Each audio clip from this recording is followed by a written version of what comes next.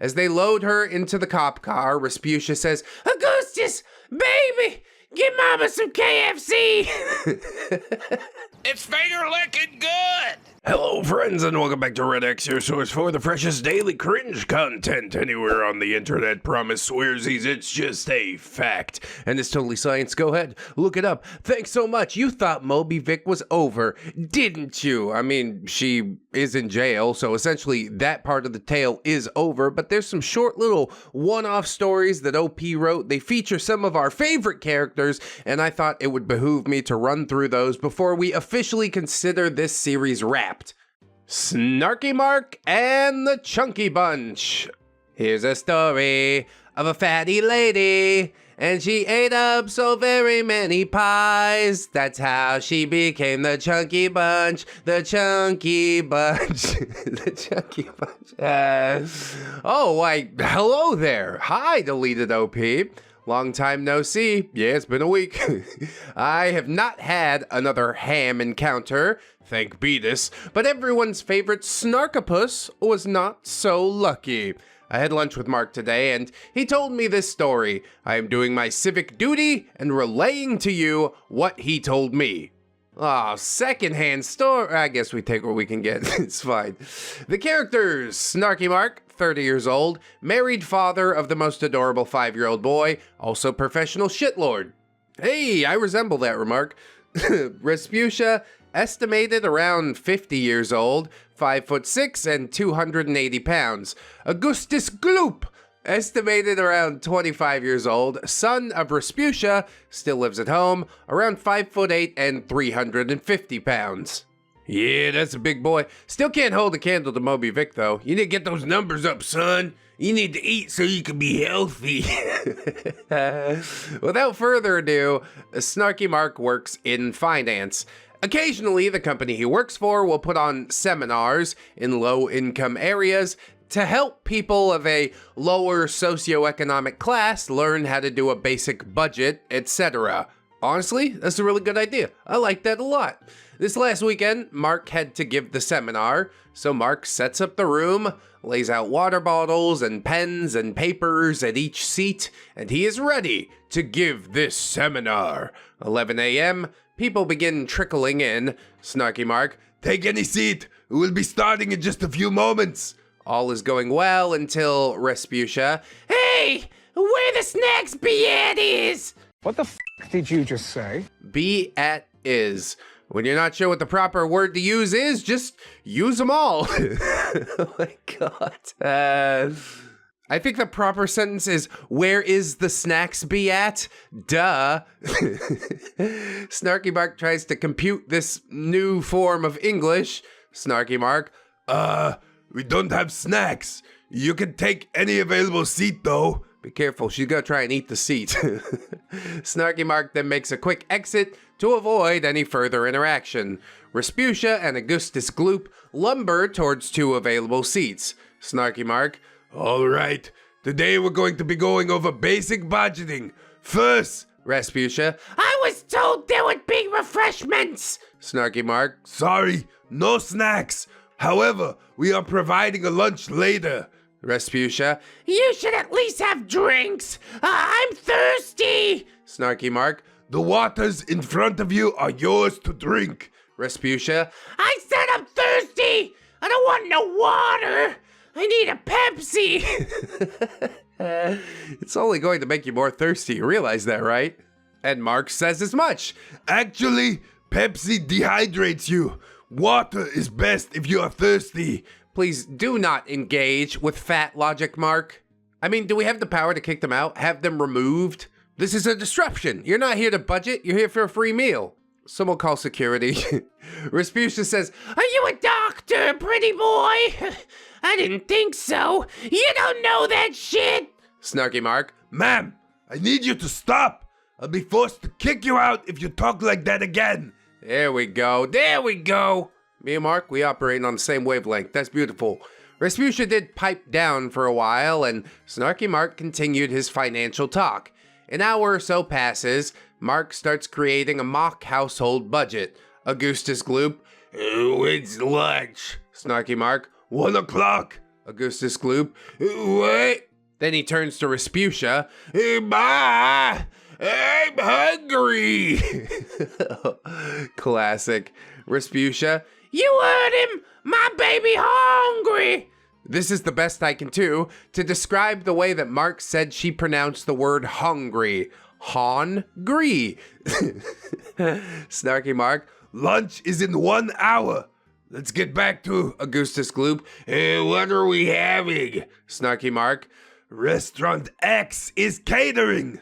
We are? Damn, well, thank you for choosing ReddX Industries for your catering needs. The menu was grilled chicken and salad. Augustus Gloop. That isn't real food. Ma, I'm starving. Respucia. Yeah, my baby hungry. He can't live on no rabbit food. I didn't pay for that shit.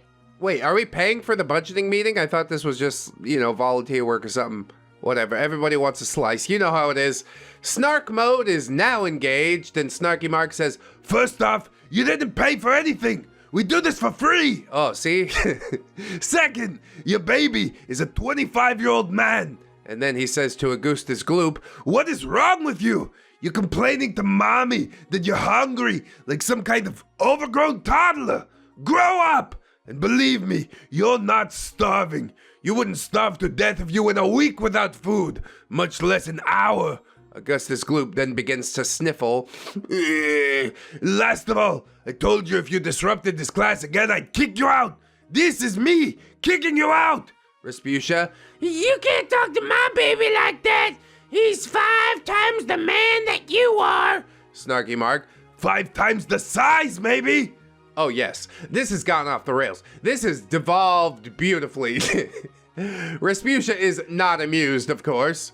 Now she mad. Snarky Mark. Now leave before I make you leave. Snarky Mark overestimated his own ham-slaying prowess. Respucia launches herself at Mark. Snarky Mark uses dodge. It's not very effective. Oh yeah, get out of there. Uh-oh. Big boy pancaked you. Look at that right there. Oh, there's no escape. There's no escape. It's all over now. You can punch him in the head, but it's all padded. That's a pretty good gif. Mark is taken down indeed by the beast. Respucia. I'll teach you to talk to my sweet boy like that. Snarky Mark. Get the fuck off of me. Security guards have already converged and have removed Respucia's corpulent body from Mark's. Yeah, shout out security. Guards escort her out while she is screaming obscenities. As they load her into the cop car, Respucia says, Augustus, baby, give mama some KFC. It's finger licking good. Yeah, gotta keep your priorities in order, I guess.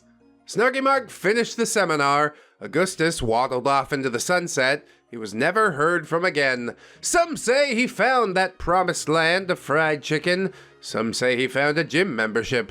The truth? Only Augustus knows. Mark has told his company that he's never doing one of these goddamn seminars again. And so went the story of Snarky Mark and the Chunky Bunch. TLDR, an angry ham is quicker than Mark anticipates.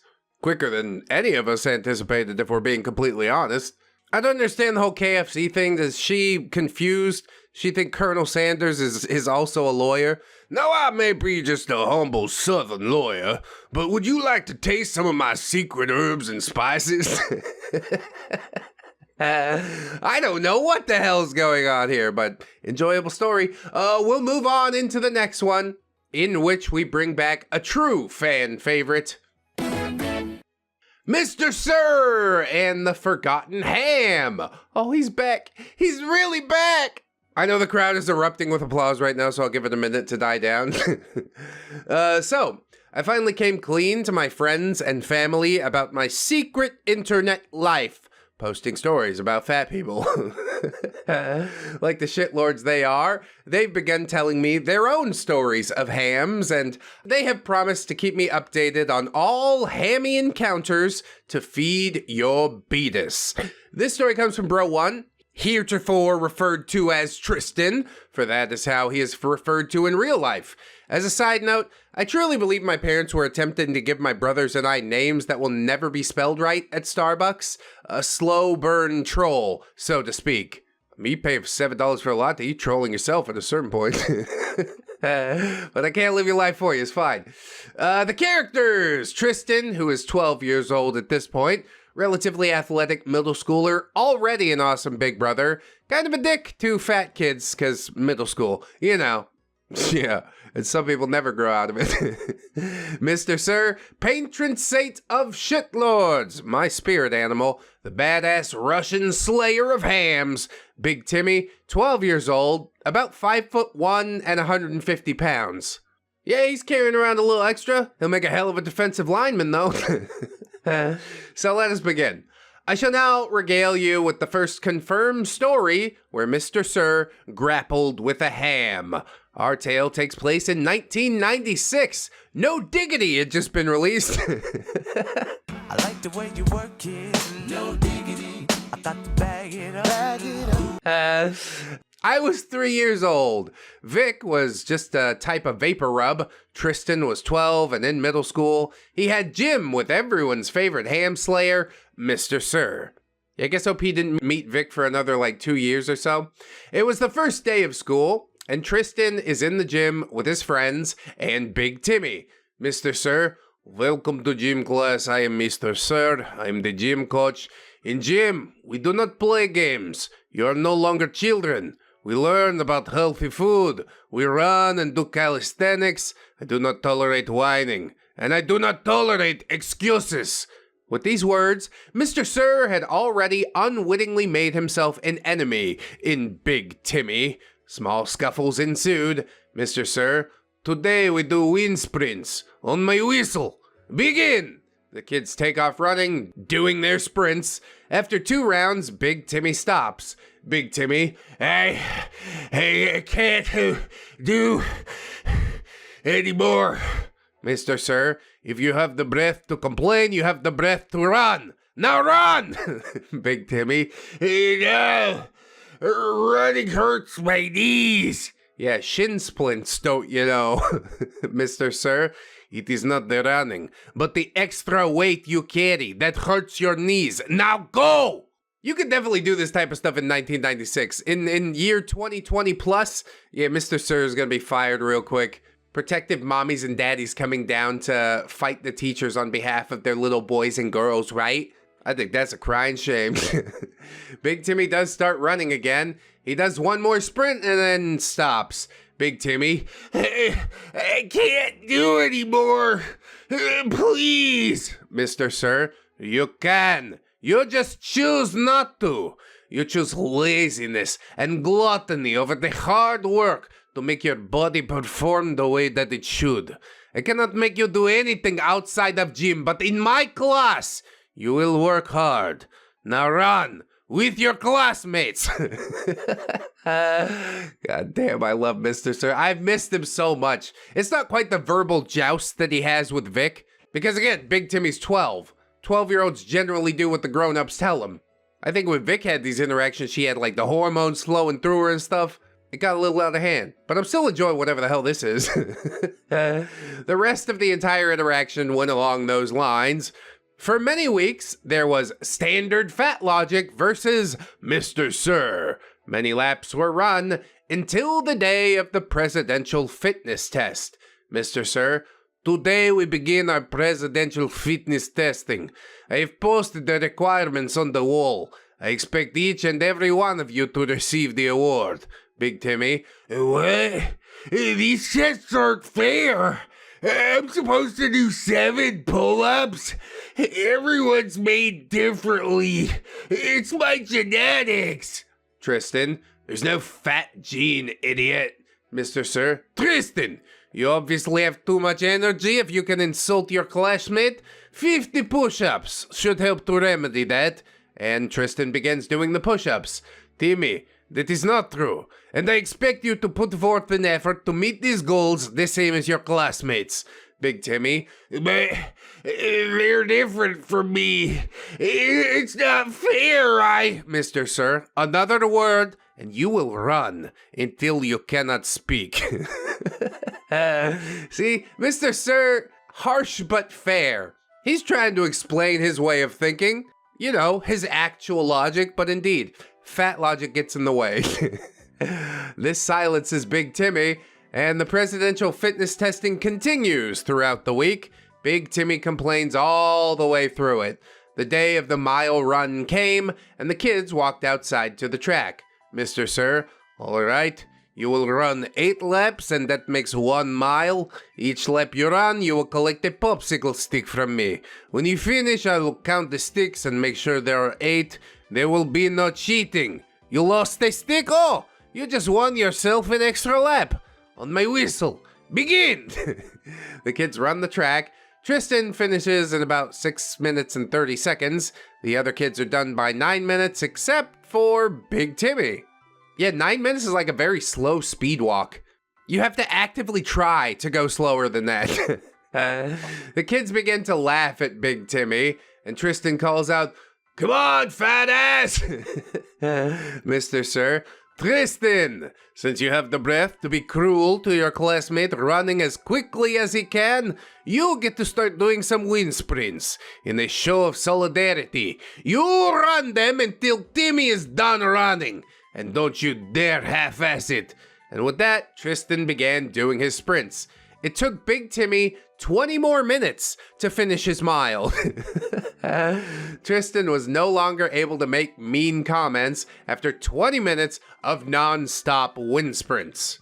Mr. Sir says, "I'm proud of you, Timmy. You ran the mile. You didn't stop. See? You can do things." Big Timmy, "But now I hurt all over, and I'm dizzy, and I think I'm gonna puke." Mr. Sir, that is good pain. That pain is your weakness leaving the body. Yes. I love how he's actually like sort of being nurturing to this kid. He doesn't see him as like a completely lost cause because he doesn't talk back. He's like, I can whip you into shape. You're doing the best that you can do, and I appreciate that. It's beautiful, honestly. The next day was dedicated to sit-ups and discussing healthy eating habits and how they contribute to maintaining a healthy weight. Big Timmy, "You're wrong. Some people eat healthy and are still big.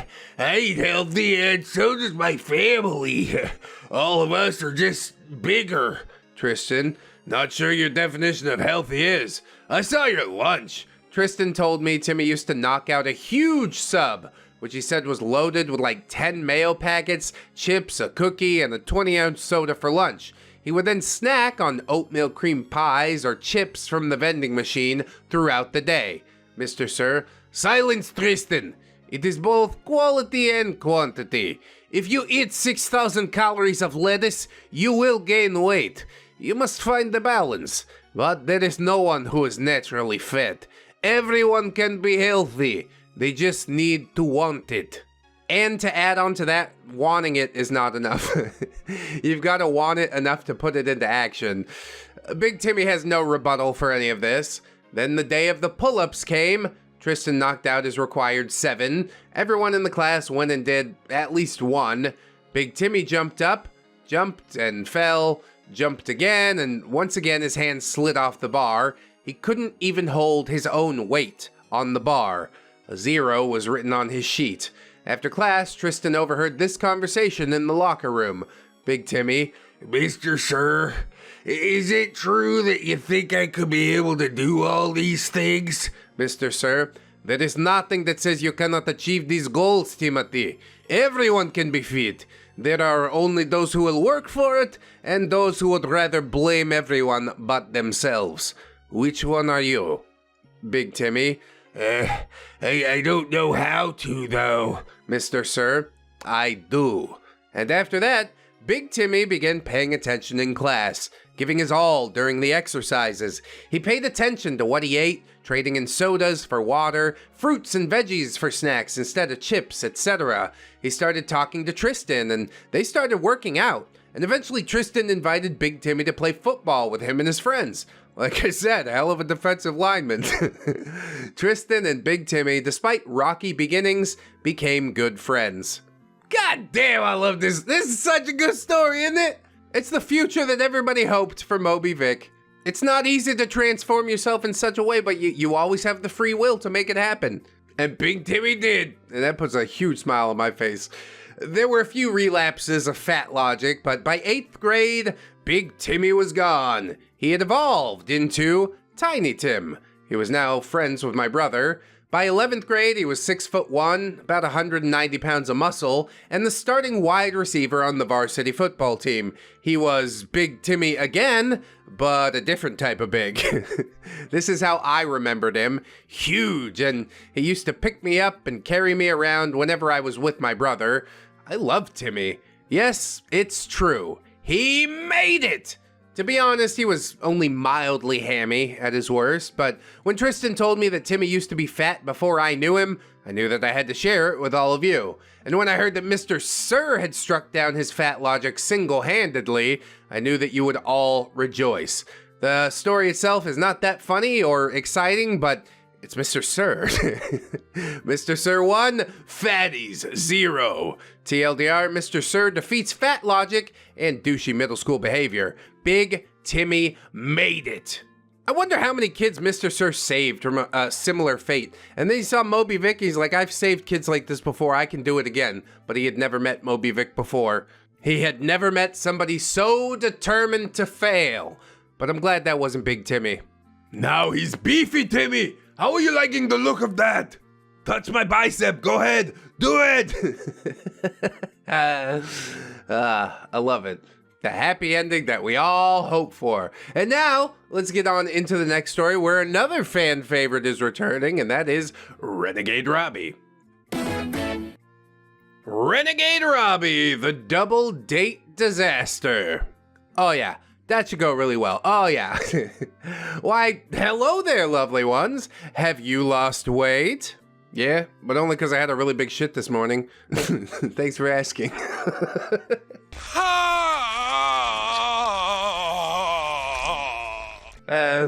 Last night, Mike, Robbie, and I were having a lovely roommate dinner before watching Game of Thrones. Before dinner, Robbie dropped this bomb on us about his Saturday night. After hearing it, I knew that I had to regale you all. I have nothing else to do at work today, so buckle up. The characters, Renegade Robbie, the Grand Meister of witty comebacks, my best friend in the whole world, 21 years old, of pure awesome, the smartest guy I know, dating Claire Bear. Claire Bear, 21, Spiffy Griffy, 21, friend of Renegade Robbie, about 6 foot, 180, and then there's Vanessa Ham, a friend of Claire Bear, estimated at about 5'2" and 228 pounds. Robbie chose this picture for reference. That's not the biggest girl I ever seen, but that's a big girl. Alrighty then, let us begin the tale of Robbie and the Ham. Robbie and Claire Bear had been dating for around 6 months at this point. The two of them decided that they were going to escape from the massive amounts of studying that they were doing for final exams and go on a date. That's good, you know, go out, have fun, be young, be sexy. A few days before the date, Claire Bear says, Robbie, about our date this Saturday. Renegade Robbie, what about it? Claire Bear, do you think we could make it a double? Renegade Robbie, with who?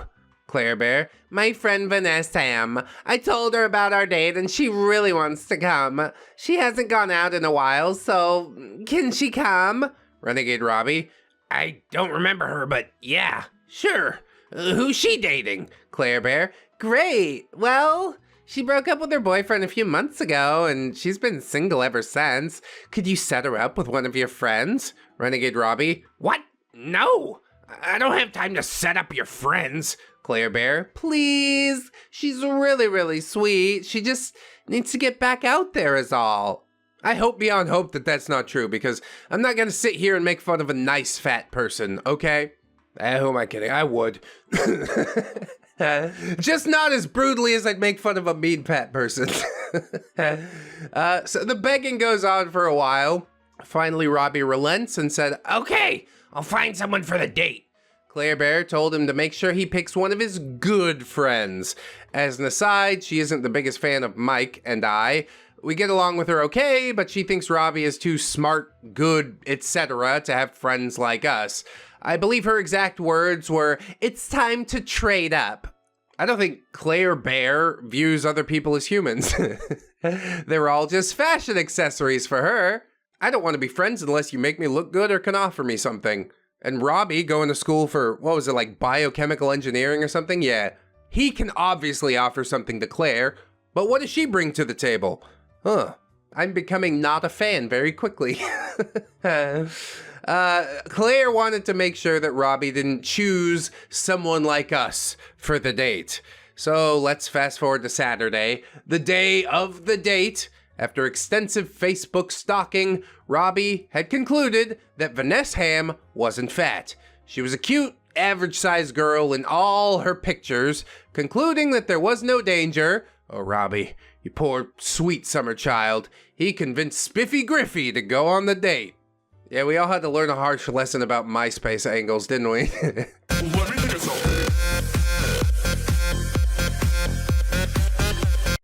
Claire Bear told Robbie that she and Vanessa Ham would meet him and Spiffy Griffey at the restaurant.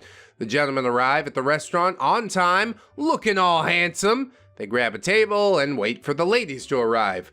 Finally, in walks Claire Bear and, oh, that's Vanessa Ham. She looks about 100 pounds heavier than in the pictures. That feel when... Oh no. The girls walk and waddle over Claire Bear. "Hey Robbie, Spiffy Griffey, this is my friend Vanessa Ham." Vanessa Ham. Tee-hee! Hi! I was so excited when Claire told me you wanted to go on a date with me. Spiffy Griffey. Hi. Yeah, sorry. I'm just surprised. You look different in person. Vanessa Ham. Oh yeah, my Facebook pictures are old. Yeah, really old. How many Twinkies has it been between then and now?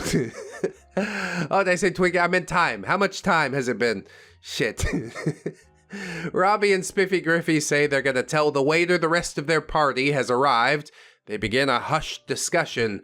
The basic gist of that discussion is that neither of them knew that she was fat, she didn't technically lie, etc. Griffey says he'll stay and finish the date with her, and they just won't ever have a second one. Griff is a good guy like that. I mean, yeah, I guess that's good guy stuff. You're sort of misleading her in a way, but I think seeing her and walking out like, fuck that, is the much more evil option. So they return to the table, where Vanessa Ham has already acquainted herself with the breadsticks. They sit down and begin some normal date conversation. Griffey's feelings at this point. I'm gonna need a lot of booze to handle this shit. Just don't drink too much, or at a certain point you might be like, you know what, fuck it. Yeah, let's go home together, it's fine. They talk about school and how much stuff they have to do before exams, etc. Finally, Claire Bear says, Vanessa Ham, why don't you tell Robbie and Griffey a bit about yourselves? Vanessa Ham, well, I just transferred here this year from College X in New York. That's right, College X. It's the ReddX Industries experience, but at school. Tuitions are high, but hey, we'll print your name on a piece of paper. What do you want from me? That's why she transferred. Renegade Robbie said, oh, cool. Alistair's brother went there. Did you? Claire Bear, can we not talk about Alistair? Vanessa Ham. Who's he? Renegade Robbie. She's my friend. We've known each other since we were 5. She has an older brother who went to College X. He liked it. Why'd you end up transferring? Claire Bear can't handle a mention of Alistair even in passing. It's really strange. The conversation continues and a waiter comes up to take orders. Vanessa Ham.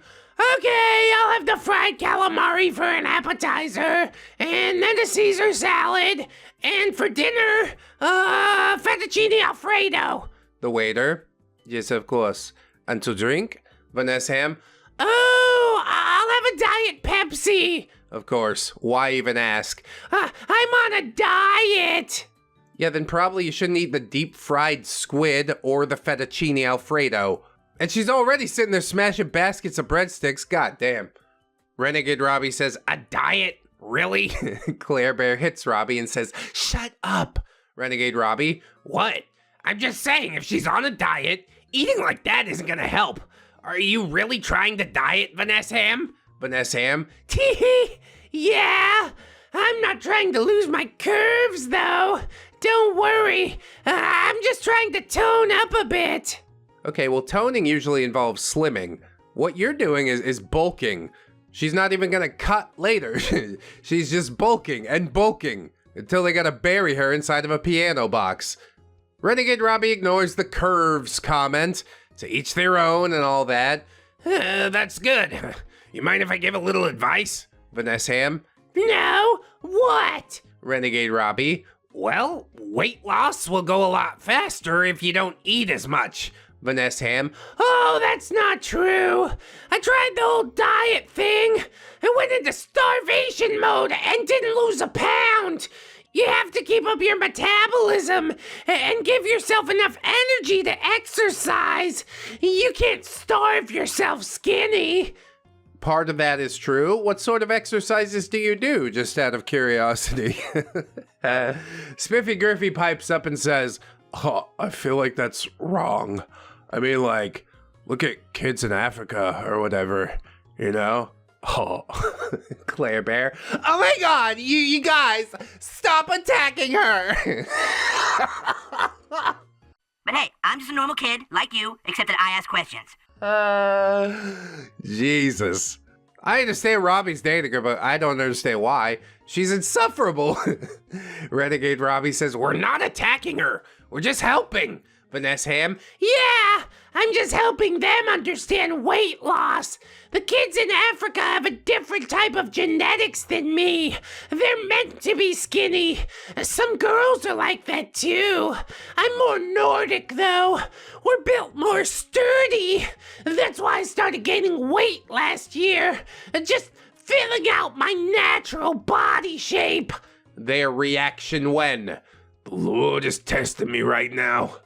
Renegade Robbie and Spiffy Griffy just let the conversation end there. Yeah, you don't want to ruin this completely horrible date. They assumed that Vanessa Ham was a nice, if not somewhat misinformed girl. Dinner came, nobody could finish their portions except for Vanessa Ham. She made quick work of her smorgasbord. After everyone was done and the bill was paid, they decided to take a walk. Vanessa Ham, Oh, goody. I can work off that dinner and make room for dessert. okay. A walk is not gonna do it. A full-on run only burns like 10 calories per minute or something crazy like that. Oh my god. So they begin their walk. Robbie and Claire ended up a bit in front of Vanessa Ham and Griffy. Suddenly Vanessa Ham says, What? uh-oh, trouble in paradise. Spiffy Griffy, oh, no, you're really nice. You're just not exactly my type. Oh, Vanessa Ham, What's that supposed to mean? Are you calling me fat? Robbie and Claire have come over at this point. Claire Bear, Vanessa Ham, you're nowhere near fat. Renegade Robbie, not as under his breath as he intended. Nowhere near. Okay. Claire Bear overheard this and begins whisper lecturing him about being mean. Spiffy Griffy, oh no, I'm not calling you fat. You're just not the type of girl I'm attracted to. Oh, everyone has preferences, you know? Vanessa Ham, And what are your preferences? Spiffy Griffy, I like petite girls. Spiffy Griffy doing an impressive dance around the issue. Vanessa Ham then bursts into tears. You sound just like my ex. He broke up with me. He called me fat just because I gained a little bit of solid weight. Yeah, 100 pounds of solid weight. Spiffy Griffy, well, that's like a shitty thing to say, but... Claire Bear. Seriously, Griffey, how could you say that to her? Spiffy Griffey. Oh, I didn't call her fat. I just told her I'm not interested in dating. Vanessa Ham. I can't help it. It's my genes. My ancestors were solid. I'm just filling out. And all these boys call me fat when I'm not. I'm just thick. Yeah, extra thick. And some dudes ain't even into girls when they're normal thick. I'm with Griffey on this one. Petite women all the way. Claire Bear. I know. I'm sorry. They're just jerks. You're perfect just as you are. Renegade Robbie. No, he said he doesn't want to date her. Not that she couldn't ever get a date. Since when is not being attracted to someone the same thing as being a jerk? Vanessa Ham. I've been through so much. Why can't I find a nice guy? You wanna know why? Cause you're springing the MySpace angles on them, that's why. Just be upfront about who you are and how you look. Renegade Robbie, getting just a little bit pissy now. I don't care about your life. Never find a nice guy. Seriously? Griffey was nice enough to stay for the date, even after you showed up 100 pounds heavier than all your pictures. Nice enough that he's trying to let you down discreetly. Jesus! Claire Bear, don't you talk to her like that. She can't help it. You are just as deluded as your friend. Get both of these chicks out of here. Vanessa Ham. Yeah! I'm so sick of being turned down for just eating like a normal person and not starving myself. Hot guys only date those twigs because it's what society has brainwashed them into thinking is attractive. I deserve a guy just as hot as the one those twigs date. Okay, but both the hot guys and the twigs are putting in some work to look the way that they look, right? What sort of work have you put in? Nothing. Nothing at all. You just feel entitled to another person. You're disgusting. Not quite Moby Vick 2.0, but you're headed that way. Spiffy Griffey is doing his best to camouflage himself into the darkness, trying to avoid being dragged into this. Renegade Robbie. So, you're entitled to someone that you find attractive, but guys aren't entitled to being with someone they find attractive? Vanessa Ham. Yes! I'm so much more attractive than those girls. I'm nice and funny, and they're all bitches. Why can't guys see beyond my thicker frame? Curves are in! Okay, but to me it doesn't look like you curve inward anywhere on your body. You just curve it out everywhere. Renegade Robbie's now feeling like this. Why can't you understand? You have a great personality. I hate to break it to you, but someone with a great personality wouldn't throw a tantrum if someone nicely told them that they weren't interested. And here's a thought. Stop shoving enormous amounts of food down your throat and become the kind of girl that the guys you find attractive find attractive. Truly a radical idea, I know. Vanessa Ham. They should love me as is. I shouldn't have to starve myself for them. The doublethink is just wow. Claire Bear. Of course you shouldn't. Don't worry. Quality guys will realize what a catch you are soon. They marry girls like you. Renegade Robbie. Claire, what is your problem? Claire. You! Guys, you're all the same. You expect these Barbie dolls. Girls have to be perfect to even warrant your attention. Renegade Robbie. That's not true. All I'm saying is that nobody has the right to demand that others find them attractive. Vanessa, I'm telling the truth. Eat less and exercise if you want more guys to find you attractive. Vanessa Ham is a blubbering mess at this point, and Claire Bear is comforting her. This is a hell of a double date, isn't it? Been quite a ride, hasn't it? And now we reach our dramatic conclusion. Claire Bear. I thought you were different, Robbie, but you're just the same as them. Just the same as your friends, your stupid, shallow friends. You expect girls to be perfect and hurt themselves so they can make you happy. We're over. Renegade Robbie. Good. And just so we're clear, I obviously don't expect perfection. If I did, I would have mentioned that you need to drop about 15 pounds. Claire Bear, you asshole! Screw you! Renegade Robbie drops the mic and walks away. Robbie, out. Well, boo-hoo. I'm so sorry your feelings are hurt, princess. Robbie then retrieves Griffey from his hiding spot, and the two of them vacate the area as the girls shriek about misogyny! On this night, I believe 2 new feminists were born. Cool, awesome, good for you. Feeling empowered yet?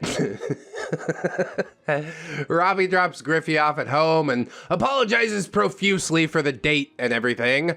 We're all taking Griffey out once school ends to try and make up for this shit fest. Robbie comes home fuming, bangs around the house for a while, and then goes to bed. I heard none of this since I was asleep at 10 p.m. on the Saturday night because I lived that kind of fast, hard partying lifestyle, you know? I mean, you got your party years in during high school, it's fine. I got mine done during the Navy, and then I'm like, okay, that's over now. At least we didn't do it during a midlife crisis, huh? Those types of people is the worst. Robbie told all of us this last night at dinner. Mike and I celebrated the loss of Claire Bear with Robbie. Honestly, we were very pleased to be rid of her. Yeah, she wasn't no good. She wasn't no good. She belongs to the streets. She wants to keep her friend fat so she can be the pretty one, or the somewhat prettier one. So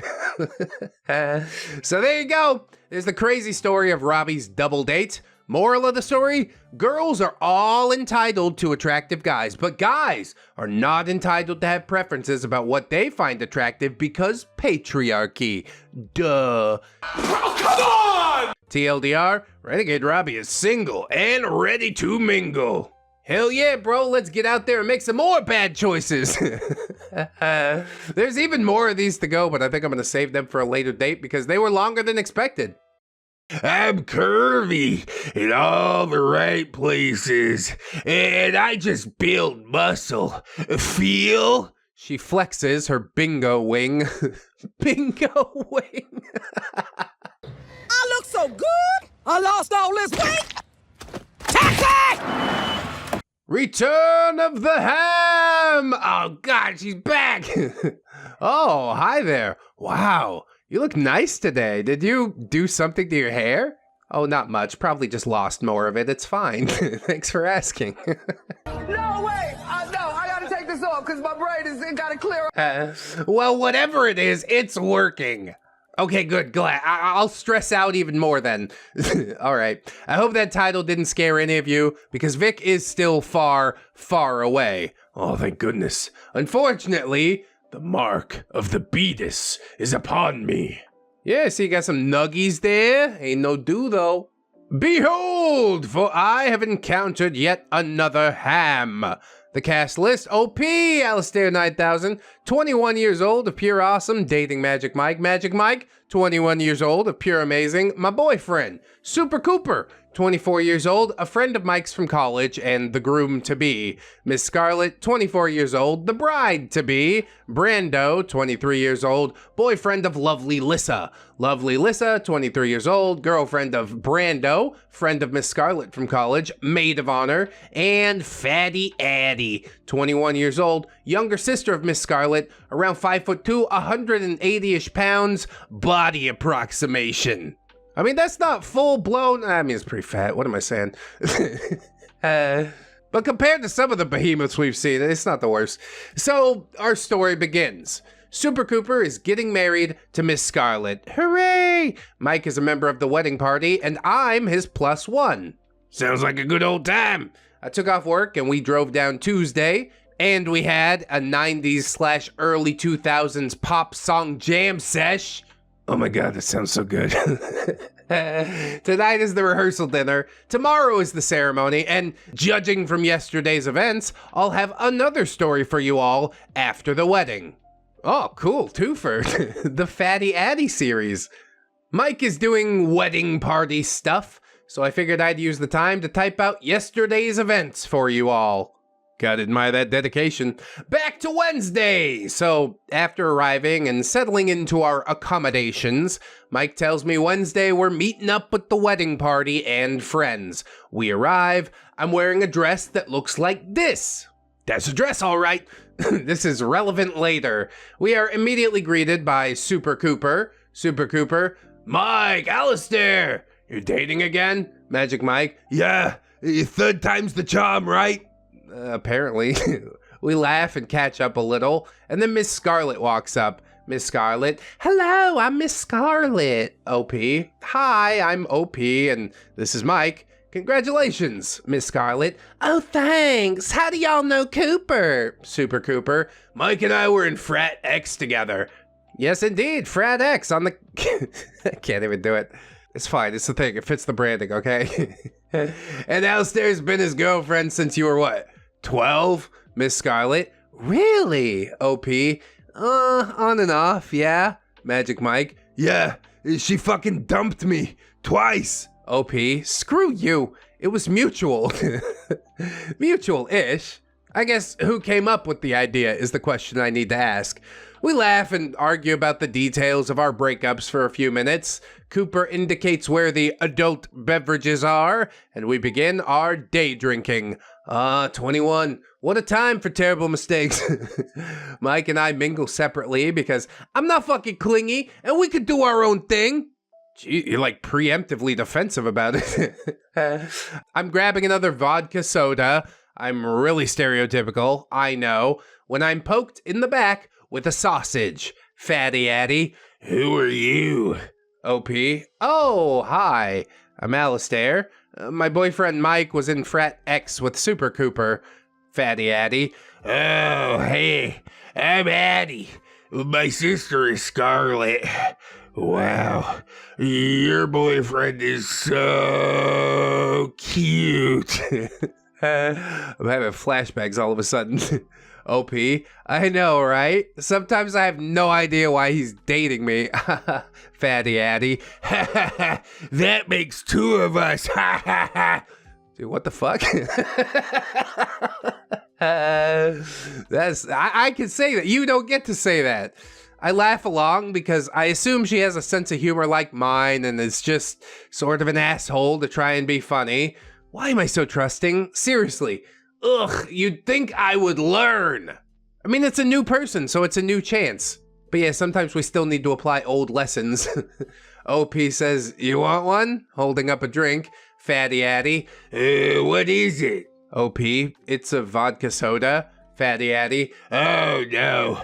I don't drink alcohol. I try to treat my body right, you know? OP, yeah, sure. You want a Coke or something then?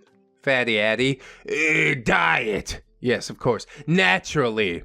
I thought you meant some snot snow. I treat my body right. My diet program is stimulants. I get her a Diet Coke from the bartender they hired. I reach up to grab a straw from the higher shelf. The struggle of being short. Fatty Addie, Oh my God. I could see your ribs when you grabbed the straw. Do you eat? OP, yeah, not enough sometimes, but I'm fine. Fatty Addie, You look anorexic. dude, how can you just come at somebody you just met like this? Please don't. Stay in your own lane. Stop and observe if you really need to. But you don't meet somebody and you lay your cards out on the table in like 5 minutes or less. OP says, yeah, I know. I accidentally lost a few pounds a couple weeks ago. I started going to the gym and forgot to up my calories. I'm working on gaining again, though. Fatty Addie. Oh, you're one of those girls who can lose weight by exercising. I'm not. I go to the gym 5 times a week and I don't lose weight. What do you do with it? You just sit there? I don't think just showing up's enough to make it happen. OP says, are you trying to lose weight? Fatty Addie. What? No. Oh, you anorexics. OP, I'm not anorexic. Fatty Addie. Yes, you are. Daddy me! No, you don't! Oh, good. Thanks for telling me what I actually am. And all you always think all girls are like you and trying to lose weight to be twigs like you. I have the body type that boys love. Where did these people come from? They're just all cut from the same cloth, born from the same mold. And trust me, it takes a lot of silicone rubber to make a girl that big. I'm curvy in all the right places, and I just build muscle. Feel? She flexes her bingo wing. Bingo wing. I look so good. I lost all this weight. Taxi! Love it. OP says, okay. I squeeze her arm flab and act like it's muscle. Oh, wow, impressive. Not for the right reasons, though. Fatty Addie wraps an arm around me. Don't worry. Stick with me and I'll help you to get sexy like me. I'm sure your boyfriend would love that. Yeah, I'm not sure Mike would agree. Excuse me? No. Anorexic isn't cute. Eat something. She shoves a sandwich into my hand. Were you just carrying that around the whole time? Why do you have that? Was it in her hand? Did she pull it out of her pocket? I'm confused. With that, Addie bounces away. I throw away the sandwich that she smashed into my palm. Brando says, Congrats. OP, hi, I'm Alistair. For what? Brando? Oh, I'm Brando. My girlfriend, lovely Lissa, is Scarlett's maid of honor. You just survived your first Addy encounter. How you doing? OP, I'm used to it. Nowhere near the worst that I've met. Truly, there are no more fucks to give. Yeah, after Vick, you can weather basically anything. Brando says, Ha ha. Well, Addie's a piece of work. I mean, Scarlett chose her sorority little sister over her real sister for a maid of honor. Pretty much tells you everything you need to know about Addie.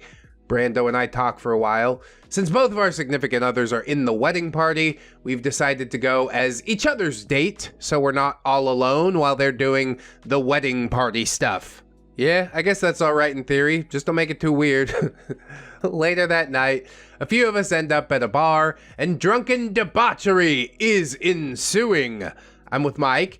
I'm being a good sport while he regales everyone with one of my more embarrassing moments. Hint, it involves a sneeze. I don't know what the hell we're talking about. Super Cooper? That's amazing. Oh, OP! He grabs me in a drunken hug. OP says, that shit burnt, man. We sneezing soda through your nose? Yeah, don't do that. We all laugh when suddenly, Fatty Addie, Hi, I'm Addie, Scarlett's sister. Magic Mike, What's up? Fatty Addie, I met OP earlier. I gotta ask, what's a guy like you doing with her? my reaction when, rude. Super rude. Beyond rude. Magic Mike, too drunk to realize that she's actually serious. She was the only girl who would put out in 8th grade. Ha ha ha ha ha. Nice to know he cares. Yeah, trust me, these things matter. Fatty Addie says, You're so funny. But really, a guy who looks like you could totally get a sexier girl. A girl like me. Super Cooper comes in with the only proper response, saying, go home, Addie. You're drunk. Fatty Addie, I'm not drunk because I don't drink. I'm way too healthy to put that poison in my body. Guys love curves. I have curves. I'm just letting him know that he can do way better. Gross. Magic Mike realizes she's serious and says, Nope, I think OP's sexy. Fatty Addie, she's anorexic. Wouldn't you rather bang a girl who doesn't look like a little boy? A curvy girl like me. The fact that she isn't drunk really is just making this all that much more pathetic, isn't it? Maybe we could lie. Maybe we could say that we were drinking, and that's why all of this. Magic Mike states bluntly, You don't have curves. Fatty Addy, Yes, I do. And you can't deny that you want them. she rubs herself against Mike's leg like a dog in heat.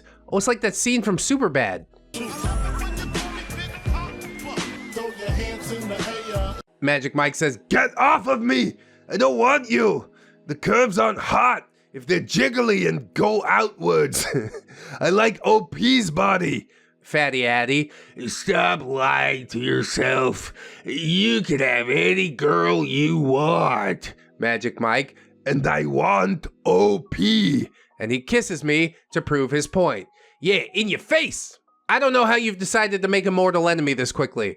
It's supposed to be a wedding, it's supposed to be a fun thing, but you saw a girl that was skinnier than you and decided, we're enemies now. So Mike has officially enraged the beast. Fatty Addy says, No! I'm way harder than her, and I deserve you more. You can't lie and say I don't turn you on. to prove her point, she lifts her top, exposing her ample bosom and her, totally not jiggly rolls. They are curves. My reaction when? OMG. By this point, Super Cooper has had just about enough of her. Super Cooper, go home. You're only invited to the wedding because you're Scarlett's sister. Nobody actually wants you here. Why do you think she didn't make you maid of honor? Fatty Addy, Shut up! damn, dude, that's got to cut real deep. Truth hurts sometimes. Maybe try not to suck so hard. I don't know. Super Cooper has found some lovely gentlemen to now escort Addie from the bar. Fatty Addy says, I'll see you tomorrow, Mike. and she puts on her seductive voice. It could be a really good time. I need to vomit. Step back, I think I'm gonna vomit! With that, she's led away from the bar. Mike and I return to our room a little bit later. Magic Mike says, Hey, I'm sorry about tonight. OP, why? It's not your fault you're a fat girl magnet. I go into the bathroom and Mike says through the door, But you know what she said isn't true, right? OP, Michael, are you on your period? What's with the sudden sensitivity? Magic Mike, Fuck you! ah, good. We're back to normal. Nothing quite like bickering like an old married couple. Just ask my wife. OP emerges from the bathroom, holding up a pack of mayo that she had stolen from lunch and squeezes some onto her finger. For those uninitiated, or those who may have forgot, this is how Vick attempted to seduce Mike back in high school. It is a running joke between Mike and I. Mike's reaction. Oh yeah, off come my pants. I wiped the mayonnaise off my finger. You guys didn't think I was gonna give full commitment and lick it, did you? I mean, that's just a waste of mayonnaise. You should have stuck it into his mouth and made him lick it. Mike and I had a nice rest of the evening, technically early morning. There it is, guys. My first encounter with Fatty Addy. Rehearsal dinners tonight, weddings tomorrow. If this short introduction was any indication, it's gonna be a doozy. But on the bright side for y'all, you might get one more story out of it. The things I do for love. Sometimes you gotta hurt the people you love the most. TLDR, Mike is pursued by a real woman. Gosh, I hope he doesn't leave me for her bountiful curves. Yeah, maybe if she had a personality that wasn't complete shit.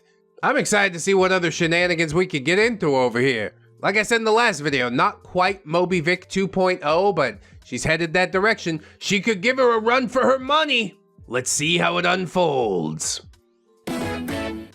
Magic Mike and the Broken Record. Hi guys, happy early Mother's Day. Say hi to your Mother's Day for me. Hope all of you with moms have great stuff planned to celebrate her. That's right, and then Father's Day rolls around, people are like, yeah, whatever. Here's a tie, fuck you. I wanted to get this out before the holiday tomorrow. Mike is out buying flowers for his mom. Procrastination is so strong, so I thought I'd pop this story out for you guys. Warning, comrades, many gifts ahead. No problem for me, slight problem for my editor, maybe, sometimes, depending how many of these links are dead.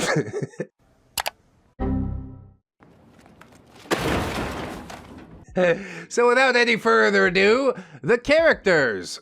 Same as last time, except Daddy, who's the father of the bride, and Fatty Addie. Let's hop into the rehearsal dinner. The rehearsal dinner was at 7 p.m. Thursday, and then there was a party afterwards for those not in the wedding party. Yeah, that's the actual party part. The wedding part, totally lame. Miss me with it. Mike was involved with wedding party stuff during the day, so I entertained myself with Brando until I met up with him at the rehearsal dinner. I decided to wear something somewhat provocative. I'm only human. I could get a little possessive. It looked like this. I'm not sure that's wedding appropriate. Some of you are interested, so I'm including the visual representations of my dress. I guess if the bride doesn't care, I don't care. I arrive at the dinner and I am not seated next to Mike. Addie is. I'm seated a chair down from her, next to Brando. Mike and I are texting each other play-by-plays of Addie's seduction and keeping count of the times that she calls me an anorexic slut. The count is at 5. Oh yeah, look at her, look at her. She's seducing them right now. For example, OP, Addie uses I fuck. Magic Mike, Michael resists it. Are we playing Pokemon through text? The food is served. I just had a salad because I wasn't very hungry, and I don't really like meat. I'm not a vegetarian, I just don't like the taste. Dude, what the hell? Isn't that like a most primal instinct? I want to eat the flesh of other animals that live on this planet. Sky, land, and sea, it all tastes good to me. Yeah, I eat everything. Fatty Addie says, is that all you're eating? OP, yeah, I'm not very hungry. Fatty Addie, yes you are. Look at you. You're anorexic. You're obviously hungry. OP, I'm not anorexic, I just don't feel like eating meat tonight. This really is like a less clever version of Moby Vick, isn't it? Fatty Addie says, please, everyone knows that vegetarian is just another word you anorexic sluts, 6, used to excuse your starving. Nobody can survive on fruits and vegetables. You have to eat meat to get a sexy body like me. Bones aren't sexy. Yeah, neither is a giant mountain of fat. There's like a magic combination of the two.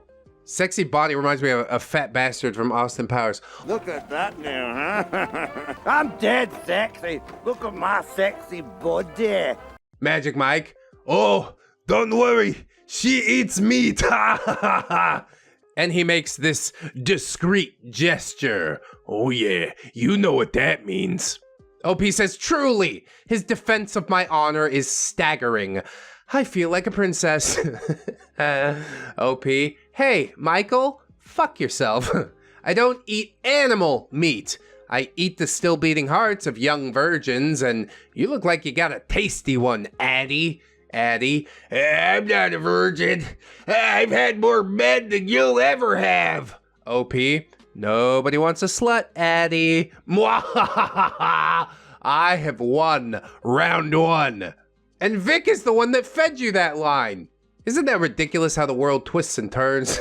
So the dinner continues. A few toasts are made. Fatty Addie, seriously, how much do you weigh? OP, you don't ask someone that. How would you feel if I asked you that? Fatty Addie, I'm not an anorexic whore. 7, I'm healthy and sexy. It's different. Tell me how much. OP, leave me alone. Fatty Addie, I'm just concerned about your health, babe. How much? How are you gonna be like a wretched bitch the entire time and then try and twist it and be like, oh, I'm just concerned. I just want to be your friend. OP, annoyed and not wanting any drama or attention drawn to us, says 87 pounds. Fatty Addie, seriously? You are anorexic. No wonder you're so clingy with Mike around me. You know you could never compete. You know he'd rather bang me. Mike's reaction. I would sooner die. OP, my response. LOL. And just to clarify, guys, I am underweight. I accidentally lost some weight. I'm currently trying to gain it back, but I am healthy. I swear. Oh yeah, if you're really healthy, then where are all your curves? No, I'm kidding. Sounds like you got it under control. It's fine. Daddy goes up to make a toast, calls us all to attention, and lifts his glass. Daddy, you know, when I first met Cooper, Magic Mike jumps out of his chair. Yeah! He sounded like a cat when you step on its tail. Daddy, what's wrong? Magic Mike, not wanting to cause a scene. Nothing. Sorry, I spilled some sauce on my lap. It was really hot. Daddy, well, okay. Careful, son. The toast continues, and I text Mike. OP, what was that about? Magic Mike, she grabbed my frickin' dick. OP, you stopped her? I thought you would have loved a discreet handjob from a real woman. Magic Mike, yeah, she said she can do things that my anorexic slut of a girlfriend couldn't even dream of. OP, if you want to leave me, I mean, I get it, Mike. It's been a great ride, but I love you enough to let you go. The rest of the dinner passes without too much incident. Seduction is continually shut down by Mike. At a certain point, when do you ask to switch chairs? She's mushing around your genitals like two hard-boiled eggs in a tube sock, and you're just like, yeah, it'll be over soon. It's fine. We all go to the party afterwards. We're having fun, enjoying the debauchery. I'm a little closer to Mike than usual. I'm rumming it in just for Addie. Yeah, look at what I got right here, fat girl. Then I go to get us more drinks. Suddenly, gasp, I'm covered in vodka and cranberry juice. Fatty Addie. Whoops. Guess I didn't see you there. OP. Whatever. I'm still flawless. Water is the essence of wetness, and wetness is the essence of beauty. Merman. Merman!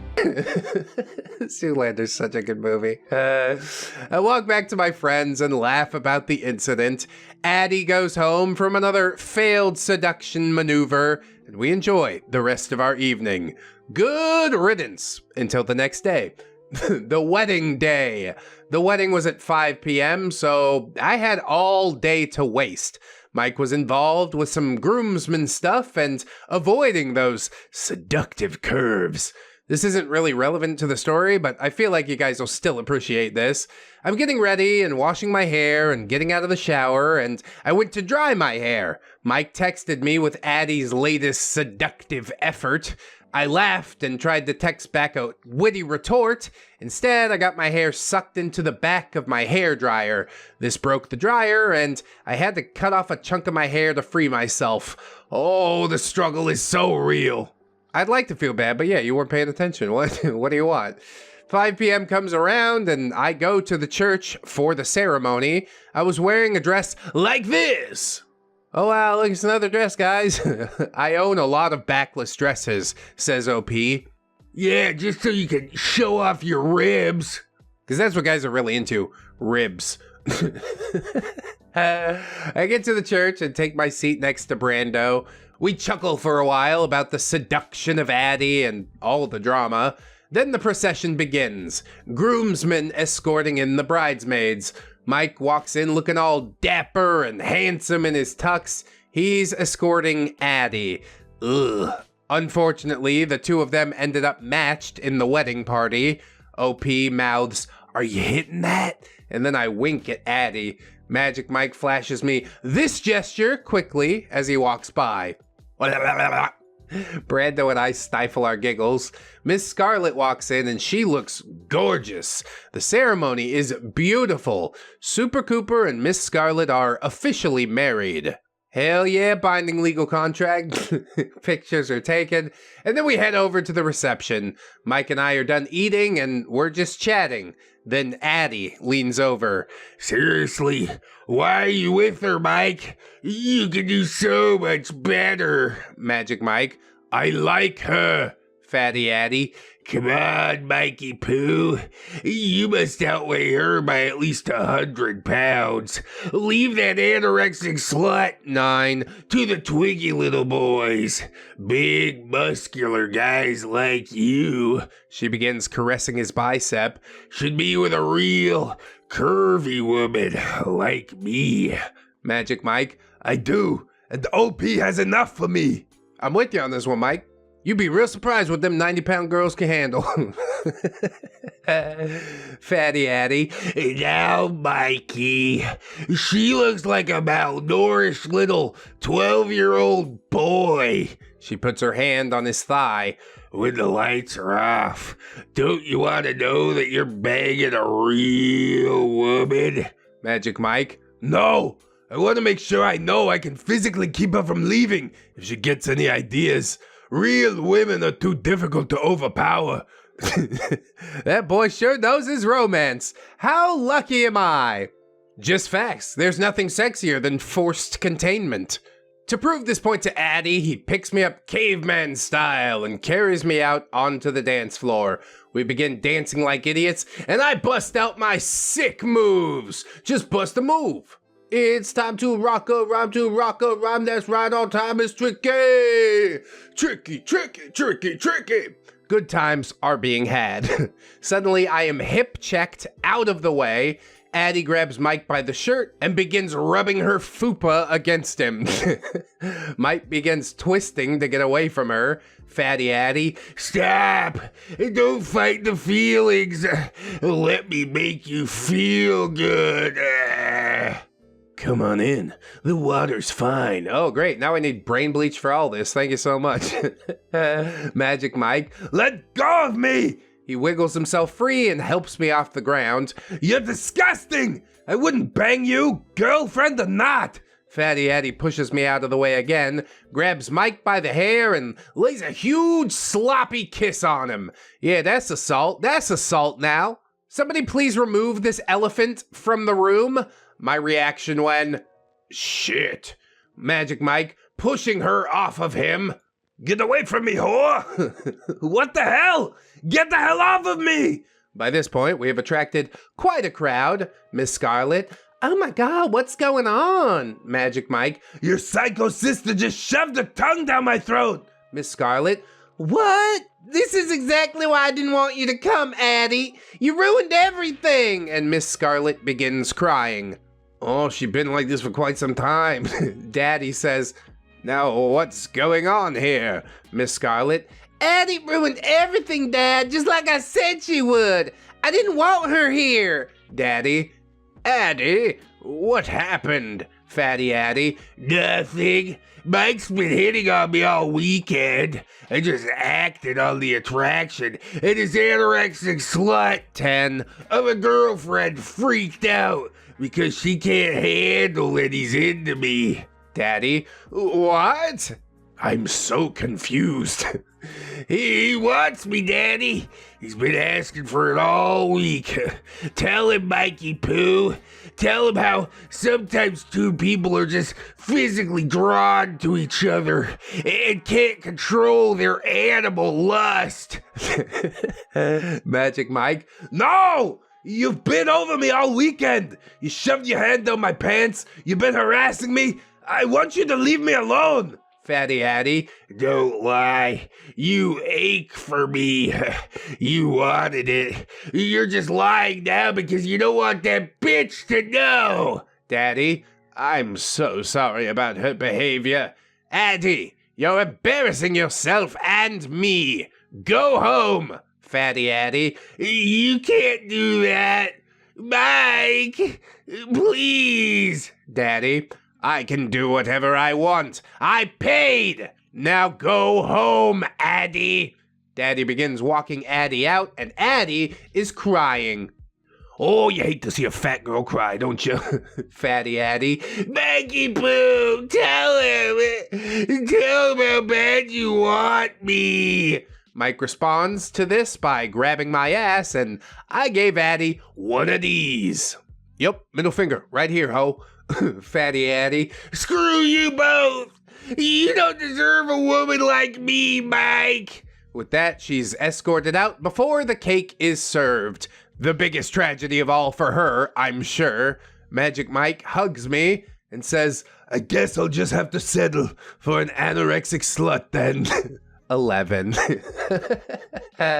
Toasts are given, cake is consumed. Miss Scarlet and Super Cooper enjoy the rest of the night, and we all resume the drunken debauchery. OP, hey Mike, you know what this means, right? Magic Mike, fuck you. No, screw you. OP, no, Mikey Poo, it's no longer accurate. Your streak is broken. Magic Mike, shut up. I'm gonna kill you and chop your body up. He's the most romantic guy I know. OP, you're no longer fatty free since 93. A little backstory. We were born in 1993. Mike took great pride in the fact that he had, quote, never been intimate in any way with someone even slightly overweight. We watched How I Met Your Mother, and thus, fatty free since 93 was born. Magic Mike, hey OP, choke on a dick. It was a great night after Addie's departure. We were rewarded for the good time with head-splitting hangovers the next morning. Yep, ain't teenagers no more. That's gonna creep up on you. Cooper and Scarlet leave for their honeymoon after Mother's Day. Mike and I are safe back home. I hope we never have another encounter with a crazy ham. Perhaps our northern location will keep us safe from harm. I pray to Beatus that it does. I don't know about all that. Fatty's kind of like the cold. All right, guys. There's the story of the crazy shit show wedding seduction. Now, Mike and I can both say that we've tasted far more ham than we would like. TLDR, Mike is force-fed ham, and I may have a Mark Wahlberg problem. I mean, what do you want from me? You make some good gifts. I truly just don't understand what's going on, what's in the water in this part of the country that makes basically every overweight woman force themselves onto any dude, basically. Specifically Mike, but I'm sure they'd take whatever they can get. She's just off to harass somebody else that she barely knows.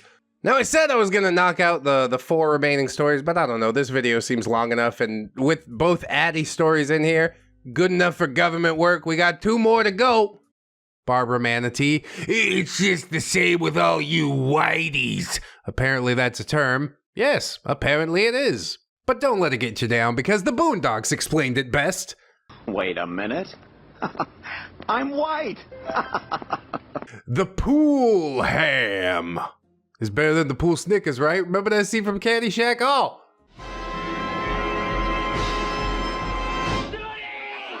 Hello there, I bring you an encounter that I've been sitting on for a little bit.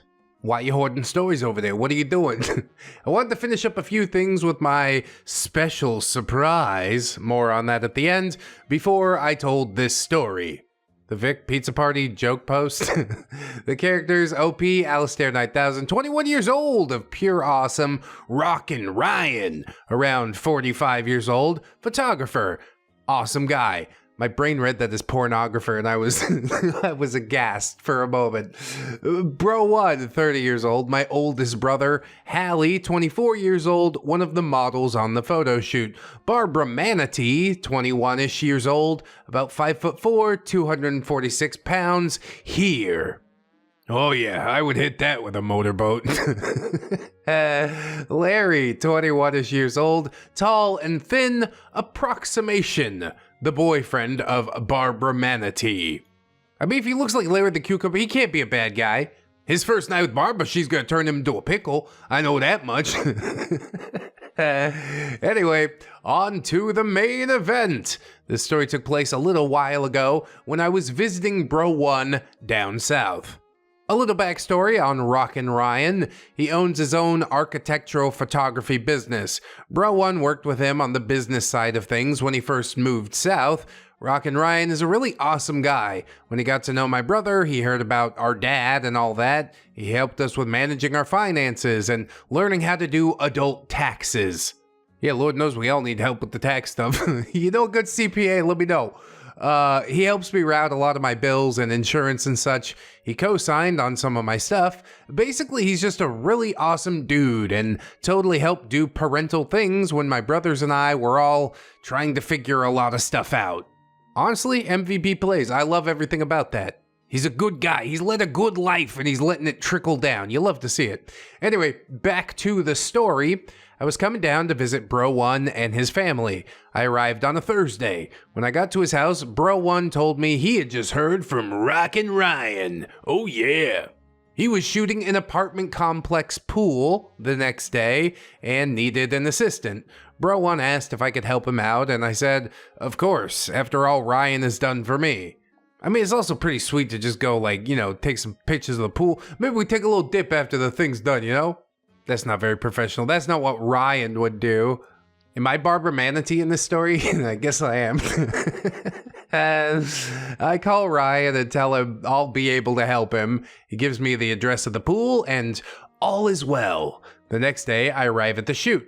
Help Rockin' Ryan set up the shot, coordinate with the models. They're doing some pool shots. The first is with models splashing about, making the pool area look inviting or whatever. Yeah, we have hot girls in here all the time. We didn't even have to pay them to go in there.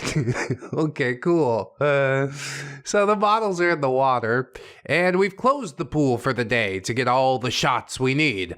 Later on, we're doing a twilight shot. No models to show how pretty the pool looks at sunset, basically. Yeah, at that point, the sun is the model, making those beautiful orange and pinks. God, I love a good sunset. Part of me really misses being on vacation watching as many sunsets as I want, but now we're back in the mix. Now we're doing the thing. Thank you so much for joining me, as always.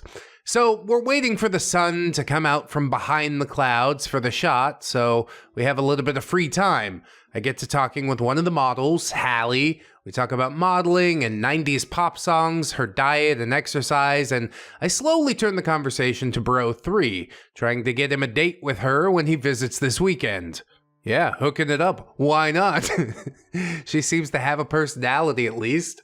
OP says, so my brother Bro 3's coming down here this weekend, and you're the same age, you know? Hallie, what's he like? OP, he's in law school at super exclusive school.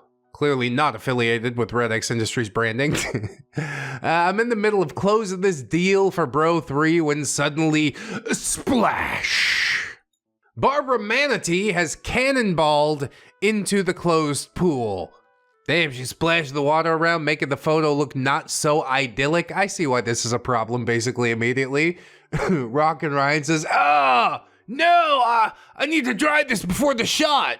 You see, when she splashed, water spilled onto the cement, giving it wet marks. Not good for photos. Yeah, thanks for the explanation, OP. OP, get her out! Tell her it's closed. OP, got you. I went over to where Barbara Manatee is swimming about. Is she at least a graceful swimmer? Or she just floats through the water face down and flaps her stupid little hands? That's how she got the name, right? OP says, hi. Excuse me, we're actually doing a photo shoot today of the pool. The pool's actually closed today, so I'm gonna have to ask you to leave. Barbara Manatee, what? It ain't closed. There's people in the pool. OP being all professional and shit. I understand the confusion, but these people are models. They're being paid to be a part of the shot. The pool is closed to the public. Barbara Manatee, excuse me, bitch? Did you just tell me I have to leave because I'm fat? No, that's not what I said at all. I think everything that fat people see and hear and feel is filtered through this lens of I am fat. It's not a label that you should be identifying with, but you've sort of just resigned yourself to this fate. So you constantly use the word fat to flagellate not only yourself, but others as well because of the pain that you're feeling inside? Am I close, Barbara? OP says, please don't shout. That's not at all what I meant. Nobody fat or thin, besides these models, are allowed here today. Yes, and the models do so happen to be thin. Barbara Manatee, you expect me to believe that? So it's just a coincidence that only skinnies are in the pool. Larry, baby, help me. Oh God, here he comes. Here he comes, everybody. This here is Larry the Cucumber. Larry, what's up, baby? Barbara Manatee, this skinny bitch told me I can't swim here, 'cause it's only skinnies allowed. OP, no. If you're not paid to be here today, you need to leave. Seriously, get out now or I'm gonna need to call security. Larry, come on, baby. It's not worth it. Let's just go get some lunch. Barbara Manatee, fine. This ain't over. Well, it's over for a while at least. I assume that lunch lasts a really long time for you. Or maybe you just hoover it all down. I don't really know. I know if I try and watch and find out, I'm gonna be sickened. So finally, Barbara Manatee lumbers out of the pool and begins waddling away with Larry. At this moment, Mike texted me something pretty funny, and I read the text and giggled. Barbara Manatee, oh no, you laughing at me, you bitch? She lumbers at me and gives me a mighty shove. Oh no, I've been shoved! It should have been a Sparta kick. It's harder to land, but God, is it more satisfying. So OP is now in the pool, soaking wet. Barbara Manatee, you step to me again, I'll kill you, skank. She seems nice. I'd like to finish the photo shoot and encourage people to come live next door to her. She waddles away, and Rockin' Ryan jogs over to see if I'm all right. He laughs at me getting pushed by her. Hallie is super sweet and gives me some shorts and a dry t-shirt she had in her car, so I didn't have to work in wet clothes all day. Fortunate. And then we get the daytime shot. Oh, it's still daytime shot. Okay. Forget what I said earlier. The models go home. Hallie and I decide to get dinner together after I help Rockin' Ryan with the Twilight shot. She volunteers to stay and help, and we'll leave together for dinner afterwards. Okay, but she's not getting paid overtime for this. Ryan and I get the Twilight shot. I finished helping him clean up the endless amounts of lights, and he's going home. I'm going back to the main office to grab my damp clothes when I hear Barbara Manatee. There she is! Barbara Manatee's waddling up to me, Larry in tow, and she backs me into a holly bush. Dude, what the hell's all this about? Like, you won the thing. I got pushed to the pool, ha ha ha. It's over now. Opie says, what? What? Barbara Manatee, oh, I know you didn't think we was done, bitch. I don't appreciate being made fun of by girls like you. OP, I wasn't making fun of you. Barbara Manatee, I heard you laughing at me. Don't lie. I'm just as hot as you and all those twigs. I mean, whatever, bro. Beauty's in the eye of the beholder. OP says, that's not what I was laughing about. I don't give a fuck what you weigh. Seriously.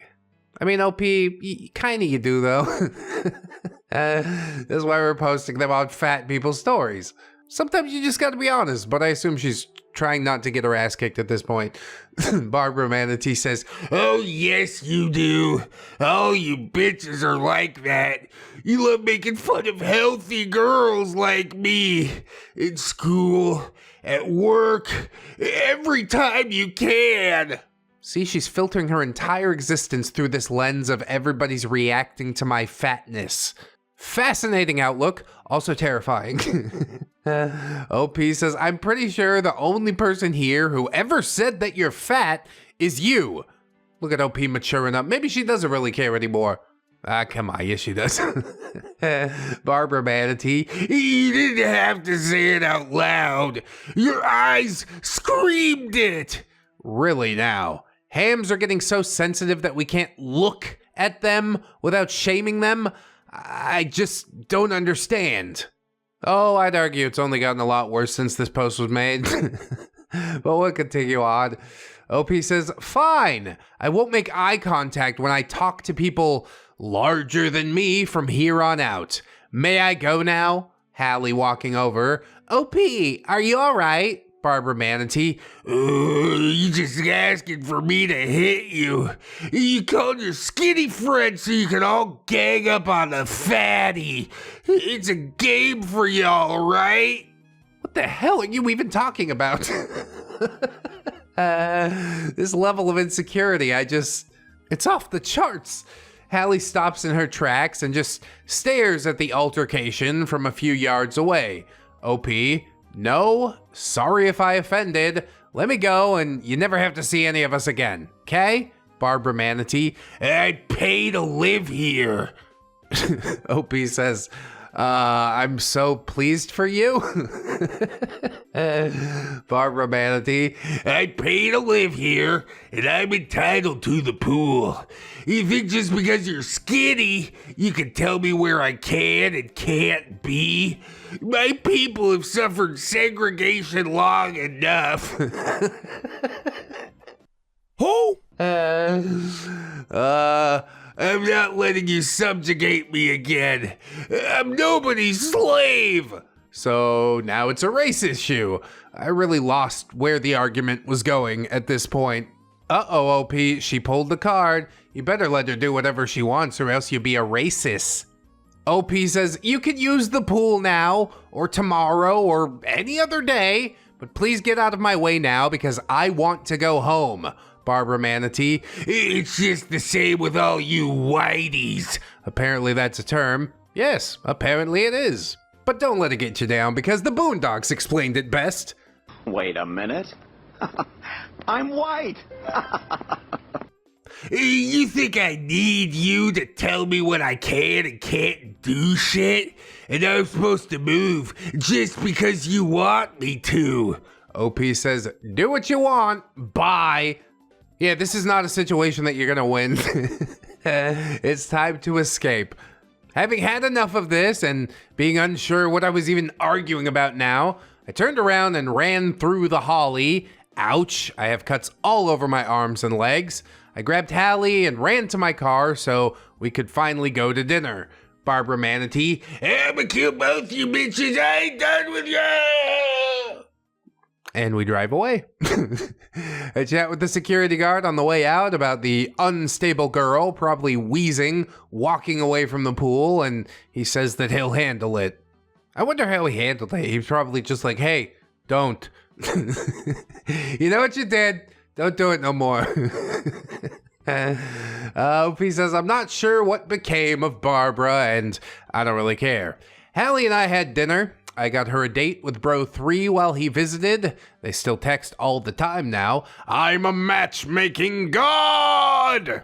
Well, everything's sitting pretty for the first couple months. You talk to me in 10 years, how about that? TLDR, I'm pro-slavery? Gotta make sure to really enunciate the question marks there, so people don't clip it out of context.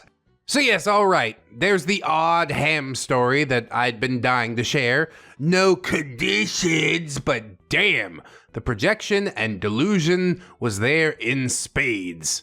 Oh, she said spade, that's, never mind. I don't know if that's proper or not. Does make me feel a little funny though. Now for my special news. After numerous PMs, I finally acquiesced and made a subreddit, r/Alistair 9000, for all of my assorted tales / whatever y'all been asking about. Oh, there's still some posts on this subreddit we haven't covered, so I lied again, everybody. It's not the last. We'll keep rolling with it till the wheels fall off. OP says I've already put up a few as a sampling of the kind of stuff that I can tell you all. For those who asked or were curious about my non-hammy life experiences, it's there for you. They stand alone. There are one-offs about my dad for those who wanted to know what that was like. Yeesh, no thanks. I don't like this one bit. Stupid drunk stories, stuff from present day, and some short Vick stuff that didn't belong here. Boy, we really are feasting with these, ain't we? And it's there for any who care, and I'll try to keep it updated and keep it populated with the stuff that you guys said you wanted to hear. Happy Memorial Day weekend. Drink much beetus juice for me. No, that's just what diabetic vampires like. I don't think I'm gonna do any of that. As far as Barbara Manatee goes, clearly low IQ individual. Can't even really form a coherent argument. The positive side here is that she'll probably never leave that apartment complex. She'll live there until she gets too big to leave. And then I guess she'll be dead there until they decide to cut the wall off and get her corpulent corpse out. Bury her in a piano box. You hate to see it, but also you chose this path. Let's move on into the other story I had planned for this episode, and we'll see how that goes. Baby got back fat. Oh yes, LA face with the Oakland booty. And I mean, like, physically, she's so big, she's in both places at the same time. Hello, my name is Alistair. Hi, Alistair, and I am a ham magnet. I thought it was over. I thought I'd won, but they find me. They're always there. Yes, and the numbers are growing every single day. Terrifying. We tried to win the war, but not a lot of people like the ugly truth. So since I have the plague of hams, I might as well entertain you with my misfortune. I appreciate your dedication. The character is OP Alistair 9000, 21 years old, wife, yes we got married, smiley face of Magic Mike, the slutty orphan. Magic Mike, 21 years old, my husband, still can't believe it, and my favorite a-hole, Femaham, 23 years old, feminist, around 5'6" and 240 pounds, recent film school graduate, approximation. Well, that's a mighty fine slam pig. Bro 2, 27 years old, father of my favorite nephew, and overall awesome dude. Lucas, 9 years old, of amazingness and awesomeness, and also my nephew. Yeah, I don't have favorite kids, but I do have a favorite nephew. Okay, so a little backstory on what I've been doing while enjoying my ham hiatus. I got married and moved across the sea to a distant land of fun little accents. Fun little accents. Can I stick in a 4chan green text right here? I think I'm gonna do it. My face, what Americans call chips, French fries. My face, what Americans call crisps, chips. My face, what Americans call chocolate globbernots, candy bars. My face, what Americans call motorized rolling hams, cars. My face, what Americans call merry fizzle bombs, fireworks. My face, what Americans call wonderful boxes, a PC. My face, what Americans call meat water, gravy. My face, what Americans call electro rope, power cables. My face, what Americans call beef Wellington ensemble with lettuce, a hamburger. My face, what Americans call whimsy flimsy marking scribblers, pens. My face, what Americans call twisting plank handles, doorknobs. My face, what Americans call a bready stack, a sandwich. My face, what Americans call their hoity-toity tippy-typers, keyboards. My face, what Americans call nutty gum and fruit spleggings, peanut butter and jelly. My face, what Americans call an upsy-stairsy, the escalator. My face, what Americans call forcey fun time.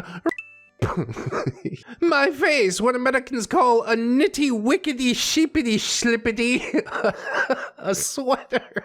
My face, what Americans call rickety pop, a gear shift. My face, what Americans call a choco chip bicky wiki, a cookie. My face, what Americans call pee-pee friction pleasure, sex. My face, what Americans call a pip-pip gollywalk, a screwdriver. My face, what Americans call a rooty-tooty point-and-shooty, a gun. My face, what Americans call a ceiling bright, a light bulb. My face, what Americans call a blimpy bouncer ball. My face, what Americans call a slippery dippery long mover, a snake. My face, what Americans call cobblestone clippity clops, roads. Spot on, cheerio. I love fun little accents. Thank you for that excuse. Now we're back into the story. OP says, I moved there so my new husband, still weird, could take this totally awesome job his dad's frat brother had lined up for him. Nepotism, wow! Nepotism, wow! Things are going pretty well for me. Mike made an honest woman out of a slutty orphan, and against all odds, I'm really enjoying life. I'm that thing that people refer to as happy. Weird. Don't worry, it doesn't last for long. Give it a couple months, it's operating as normal, and then you gotta do something else to reach the next plateau. That's the part that's really weird, if you want me to be honest. Anyway, a couple of days ago, Michael and I flew back from across the narrow sea to visit Bro 2 and my 9-year-old nephew, aka my favorite person ever. He got a part in a play, and I flew back to see him. It may seem silly, but he's awesome, and he was so excited that I couldn't say no, and we had the long weekend, and Mike came along, like a good sport. That's not just silly, OP, that's literally something an insane person would do. This 9-year-old child told me to spend a bunch of money and fly and come see a crappy play. I guess it's like a good vacation excuse, but I don't know. You still gotta go to the play part. I got nephews that live in this town that I like a whole lot. I wouldn't go to see their play. For kids, direct family, yes. For extended family, yeah, probably not. Anyway, we saw the kid in the play and he was brilliant. Oh yes, he's the next Haley Joel Osment for sure. He and I had loads of fun building blanket forts and stuff. He's literally the best and I'm gushing, but I love that little nugget to pieces. Yeah, pretty wholesome, glad to hear it.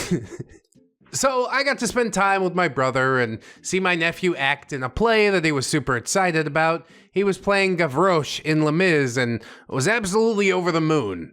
I remember the movie having some adult themes, but I looked it up and the stage play seems to have less adult themes, so maybe it's not weird for a 9-year-old. Maybe. I haven't seen the stage play. We went to the play on the closing night and my nephew absolutely killed it. Yeah, for sure. Next to Dakota Fanning. That reference is not a good reference. After the play, I ran up to him and picked him up. OP, you were so good. Lucas, You liked it, OP. OP, liked it. You're fucking rock star. Bro 2, thank you for cussing in front of my son, OP. OP, you called me a lesbo and a cum dumpster when I was his age. Lucas, What's a cum dumpster? oh God. And for gosh sake, watch your language. I can't do this right now. Magic Mike, Alistair, care to explain? You're the one with the most experience here. I push Mike away and we all chuckle. Probably including Lucas. He's like, you guys are laughing. I should laugh too. Kids are hilarious. At this point, over walks Femiham, dressed in a 1950s style. Yeah, zoot suit and a pocket full of blow. Is that like 1930s? I don't know. Femiham walks over with an exaggerated bow. Hello, Bro 2. This is Femiham. She just graduated from the acting and film school in our state, and she directed the play. Yes, what vision? It was different from anything I've ever seen before. OP says, oh, cool. I'm OP, Lucas's aunt, Femiham. Ah, so what did you think of my debut? OP, I thought Lucas stole the show. That's how anybody would respond. You're so stuck in your own main character syndrome you can't possibly conceive of the fact that I'm only here to see this one kid. You think anybody gives a shit about your debut? It's a school play. Get over yourself. I'd love to see a real stage director just walk up and tear her work to pieces. How hard is this? You fuck up the blocking every time. Femiham looks at me with mild displeasure, then swallows it and speaks again. Femiham, I tried to make sure all the performances from my actors were top notch. You'll be joining us for our rap party then? Lucas, They have pizza. OP, then I'm so there. What kind of ego does it take to just try and turn like an entire room of 9-year-olds being cute onto yourself? This was more than just a play for you, wasn't it? It was the defining moment in your life. And I think that's really sad because the job you did probably was just terrible. So yeah, OP's excited about pizza and Femiham says, delightful, smug. You're one of those girls. OP, what? Femmiham. Skinny little things who can eat whatever they want and not gain a pound. OP, I guess. Trying not to be confrontational, Femmiham. Well, you should really be more considerate of those with slower metabolisms and try not to boast about your privilege. OP says, sorry. Also, you need to shut the fuck up. Just me existing is enough to remind you of my privilege. You're an insane person. My choices have nothing to do with you. Accept it. Femmiham. I have other fans to attend to. Toodaloo. See you at the wrap-up. Tee-hee. Yes, the fans. All those other parents who are only there to see their kids. She's out of her mind, and we're putting her in charge of children? She flounces away, her fupa bouncing. I look up at Bro 2, OP. She's delightful. Bro 2, she's a bitch. OP, watch the language in front of the child. Nah, Lucas heard that one before, it's fine. We all laugh and talk before the wrap-up party. And then we head over to the wrap party, which is being held at this really cool pizza grill that does pizza by the slice and some really yummy milkshakes. That sounds so awesome. I am more than ready to pay $5 for a slice of pizza. And then another $5 for the milkshake. It ain't even got no bourbon in it. I said, goddamn. So I order my food and a milkshake, and I sit down with Mike, my brother, Lucas, and the rest of the cast. This is a really bad place to add a comma with Mike, my brother. Oh, you guys have been related this whole time?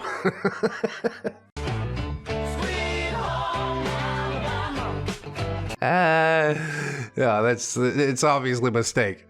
Hell of a mistake, though.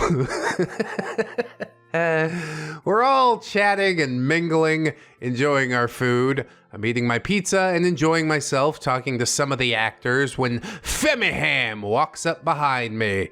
Femmiham, it must be nice. OP, excuse me? Femmiham, I was just saying, it must be nice to be among the privileged few who can eat whatever they please and still conform to society's rigid beauty standards. Jesus Christ, bitch. Liberal arts college really did the number on you, huh? Oh, it's the world's problem that you're this way. I should have known. OP just says, yeah, lucky me. I miss Renegade Robbie. Where's the clapbacks, you know? Femmiham, do you have any idea what it's like to eat very little and still be considered fat by some archaic beauty standard society has imposed on girls? No, I don't. That's because I've gotten used to my own very slow metabolism and managed to maintain some semblance of not being a giant fat ass. I'm only a medium-sized fat ass. OP says, look, I don't eat like this all the time, but you're right. No, I've never been fat. Femmiham, you need to remember that not everyone has had a life as easy as yours, and appreciate the privilege being born looking like this has afforded you. You've never had to deal with struggles that girls like me have to. Oh my God, you are so annoying. It's your party, you can cry if you want to, except no, it's not. It's about the kids. Nobody gives a shit that you told them where to walk. Nobody gives a shit that you've let yourself turn into a gigantic ham beast. Talking about dealing with struggles, you haven't even tried to deal with the struggle. You've taken the path of least resistance. There's nothing I can do about it. This is the body that was made for me. No, you made it for yourself. And I know it hurts to hear it, and people don't like the ugly truth, but that's exactly what it is. What do you want from me? It's within your power to change all of it. But OP refuses to cause a scene and doesn't want to play the trauma game and just says, yeah, you're probably right. Sometimes it is that easy. Femmiham, make sure you keep that in mind. I smile. Die, bitch, please die. Oh, trust me, she will. Probably heart disease. I got 5-to-1 odds, 5-to-1 on heart disease. Anybody taking this action? So drinks are bought and everybody gets a little bit tipsy. At a 9-year-old cast party, yeah. I'm sure we've let go of the alcoholic thing by now, right? I can stop whenever I want. Eventually, my brother takes Lucas home, while Mike and I stay to talk with the older cast members and their friends. We were talking about marriage. Magic Mike. Yeah, I figure she's got a good 4 years tops left in her before I trade her in. OP. Till death do us part, Mikey Poo. Magic Mike. I have no problem killing you once you're no longer hot. Damn! OP says, don't daily BJs count for anything? Magic Mike. Keep that up, and I might keep you until you hit 30. But after that, I'm trading you in. OP says, yeah, best I could do, I guess. Magic Mike. Atta girl. I stand up. Magic Mike smacks my ass. Ahoo! Now go get me another beer, wench. See, this dynamic doesn't play too well for me, but I'm not a part of the relationship, so I don't get a say. Publicly, it is a little bit awkward, and if I met somebody that talked about his wife like that, I'd be like, never hanging out with that fucking chucklehead again. OP laughs and runs inside and grabs us both more beer. I come back and hand it to him. I then walk away for a moment to go to the bathroom. I'm cornered on my way back out by Femaham. That's right, only she could save you now. Femaham, you really shouldn't let him treat you like that. OP, what? Femaham, you shouldn't let him just maltreat you. OP, Mike? No, he's just screwing around. Femaham, that's not something to joke about.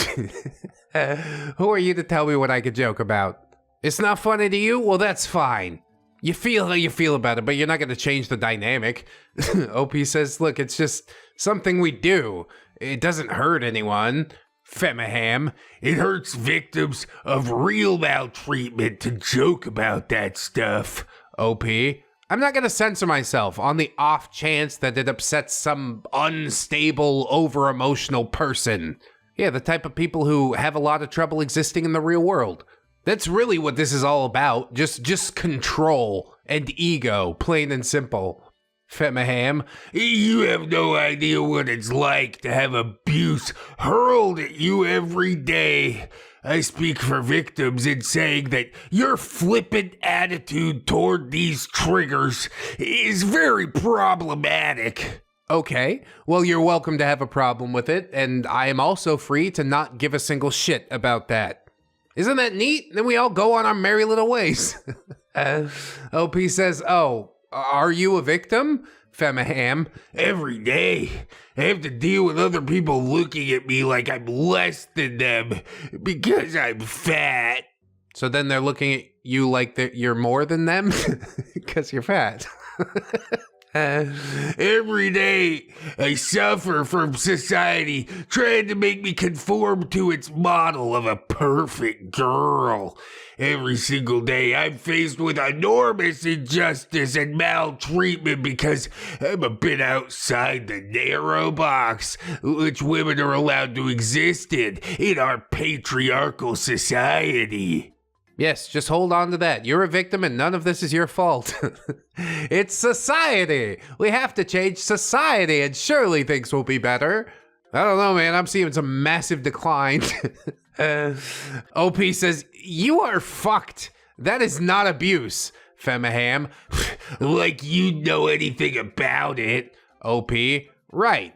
My alcoholic daddy who used to beat the living crap out of me and my brothers, that wasn't maltreatment. Having him put out cigarettes on me and leave scars on my back and threaten to whore me out. All that truly pales in comparison to the side eye people give you while you buy groceries. Yeah, I mean, if you want to play Trauma Olympics, we can go to the mat with it. I think it's a stupid game to play, but that's mostly because I know OP's gonna win. With that said, I walked past her and back onto the patio where we were eating. Femaham waddles after me and grabs my wrist, spinning me around and pulling me into a hug. Hug, my child. Femaham, it all makes sense now. Why you let him treat you the way he does. OP, please let go of me. She really has this whole narrative painted in her head. She thinks that she's the only one that can save OP. Is it really that hard to mind your own goddamn business? But yes, Femaham does let go and grasps OP by the shoulders. Femaham, you poor, damaged girl. OP, I'm not damaged. Femaham, of course you are. Why else would you let him treat you like his personal slave? OP, he doesn't. We just kid around. Yeah, but she's offended by the way you kid around, and she has to make it everybody else's problem. This has only increased in recent years, and yeah, I guess the only way that I can push back against it is to sit here and tell you now today that it's all okay. Joke about whatever the hell you need to joke about. At this point, Mike has overheard our conversation somewhat and wanders over, pulling me away from Femaham and putting his arm around my waist. Magic Mike, Yeah, it's not slavery if she likes it. OP, Mike. Magic Mike, What? It's fucking ridiculous. Femaham, The only ridiculous thing here is that you think it's okay to exploit a damaged girl. You sick fuck. my reaction when, huh? OP, again, not damaged. It was nice to meet you though. Good night. That's the only way that this could possibly fit into her worldview. But yeah, I probably wouldn't have the strength to correct her either. We're happy doing our own thing. You be mad about it if you want, okay? So Mike and I start to walk away, and Femaham steps into our path again. Magic Mike, Get out of our way, you fat fuck. Femaham, Charming. But as an ally for the abused, I cannot with good conscience let you leave with her. what the fuck? Huh? How exactly are you planning on stopping this situation? I consent. I don't. Come on. You're not an ally for anybody but your own ego, okay? You're not in control of your own life, clearly, so you're grasping for control of basically anything else around you. OP says, look, I like how Mike treats me, okay? Femaham, And that just makes you a disgrace. well, that's a quick change from protecting the broken little bird. OP just says, all right. Femaham, You're a disgrace to women. Marrying some guy that treats you like his toy. Being at his beck and call like some little slave. Someone call it 1950s because they want their housewife back. You sly dog. You got me monologuing. OP says, I'd rather be his slave than fat and alone. It's probably not a great comeback, but you are digging it deep. You're cutting to where it hurts now. Femaham, How dare you try to perpetuate my maltreatment? As a fellow survivor, I truly and naively expected more from you. survivor. We're really stretching the definition there. I guess we're all survivors. Hey guys, we made it through the day. Somebody looked at me real weird and mean, but I kept my shit moving. Now that's survival. Magic Mike asks, How does she know about your dad? OP, it slipped out. Magic Mike, Look, you fat bitch. Being fat isn't the same as having your dad beat you and threaten to sell you. Now move before I punch you in your fat face. Femaham steps aside. Mike and I walk away. Is it a true escape this time? Femaham calling after us. You disgust me. You're nothing more than a pedophile and his Stepford wife. Pedo? Yeah. Okay, sure, buddy. Mike and I walk away without another word, saying goodbye to the people that we'd met and heading back to Bro 2's house.